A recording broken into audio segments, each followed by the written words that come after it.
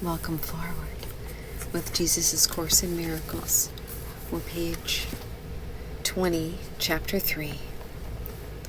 It is likely that God himself would be capable of all kind of thinking which his own words have clearly stated is unworthy of man. The best defense, as always, is not to attack another's position, but rather to protect the truth. It is unwise to accept any concept if you have to turn a whole frame of reference around in order to justify it. This procedure is painful in its minor application and genuinely tragic on a mass basis. Persecution is a frequent result, undertaken to justify the terrible misperception that God himself persecuted his own Son on behalf of salvation. The very words are meaningless. It has been particularly difficult to overcome this because, although the error itself is no harder to overcome than any other error, men are unwilling to give this one up because of its prominent escape value. In milder forms, a parent says, "This hurts me more than it hurts you," and feels exonerated in beating a child. Can you believe that the father really thinks that this is the way? It is so essential that all such thinking be dispelled that we must very sure that nothing of this kind remains in your mind.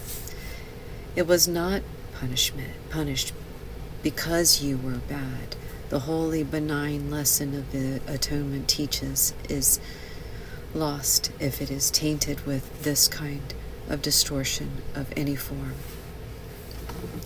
Vengeance is mine, saith the Lord, is a strictly karmic viewpoint.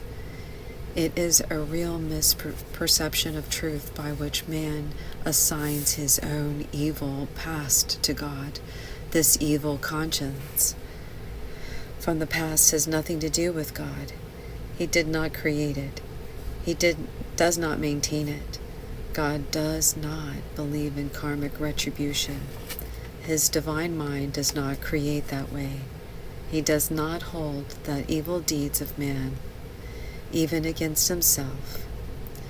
Is it likely then that he would hold against anyone the evil that another did? Be very sure that you recognize how utterly impossible this assumption really is, and how entirely it arises from misprojection. This kind of error is responsible for a host of related errors, including the belief that God rejected man and forced him out of the Garden of Eden. It is also responsible for the fact that you may believe from time to time that I am misdirecting you. I have made every effort to use words that are almost impossible to distort, but man is very inventive when it comes to twisting symbols around. God himself is not symbolic. He is fact. The atonement, too, is totally without symbolism. It is perfectly clear because it exists in light.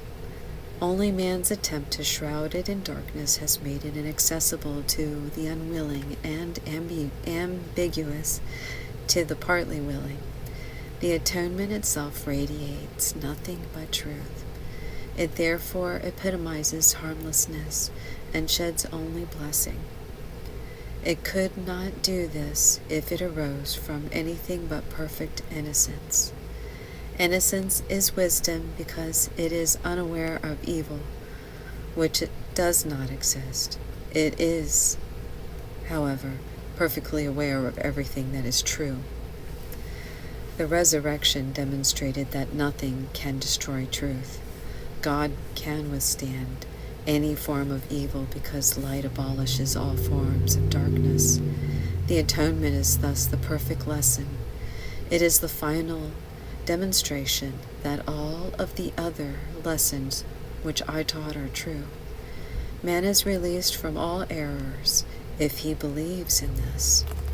The deductive approach to teaching accepts the generalization which is applicable to all single instances, rather than building up the generalization after analyzing numerous single instances separately. If you can accept the one generalization now, there will be no need to learn from many smaller lessons. Nothing can prevail against a Son of God who commands his spirit into the hands of his Father. By doing this, the mind awakens from its sleep and remembers its Creator. All senses of separation disappear, and level confusion vanishes. The Son of God is part of the Holy Trinity, but the Trinity itself is one.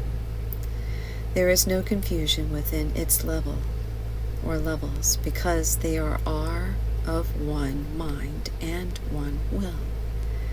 This singular purpose creates perfect integration and establishes the peace of God. Yet this vision can be perceived only by the truly innocent. Because their hearts are pure, the innocent defend true perception instead of defending themselves against it. Understand the lesson of the atonement. They are without the will to attack, and therefore they truly see. This is what the Bible means when it says, "And he shall appear," or be perceived. We shall be like him, for we shall see him as he is. Sacrifice is a notion totally unknown to God. It arises solely from fear. This is a particular unfortunate because frightened people are apt to be vicious. Sacrificing another to any way is a clear-cut violation of God's own injunction that man should be merciful, even as his Father in heaven. It has been hard for many Christians to realize that this commandment or assignment also applies to themselves. Good teachers never terrorize their students. To terrorize is to attack, and this results in rejection of what the teacher offers. The result is learning failure. I have been correctly referred to as the Lamb of God who taketh away the sins of the world. Those who represent the Lamb as a blood-stained and all too widespread error do not understand the meaning of the symbol. Correctly understood, it is a very simple parable which merely speaks of my innocence. The lion and the lamb lying down together refer to the fact that strength and innocence are not in conflict, but naturally live in peace. Blessed are the pure in heart, for they shall see God, is another way of saying the same thing. There has been some human controversy about the nature of seeing in relation to the integrative powers of the brain.